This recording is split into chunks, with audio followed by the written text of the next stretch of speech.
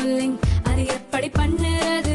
காலை எழுந்ததும் எதுவும் சாப்பிடாமல் இதயம் வளத்தை வாயில ஊத்தி நல்லா கொப்பளிக்கணும். அப்புறம் அதை துப்பிடணும்.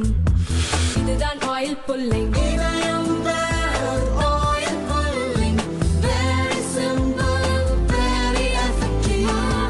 தமிழக மக்கள் விரும்பும் நம்ம தங்கமயில் இப்போ சென்னையிலும் கோலாகல ஆரம்பம். தங்கம் வாங்க, தங்கமயிலுக்கு வாங்க.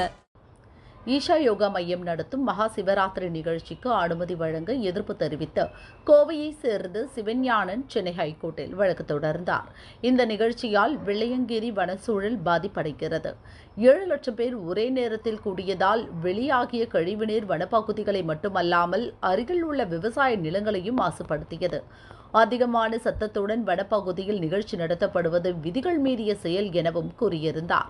நீதிபதிகள் எஸ்.எம். சுப்பிரமணியன், ராஜசேகர் அடங்கிய அமர்வு வழக்கை விசாரித்தது.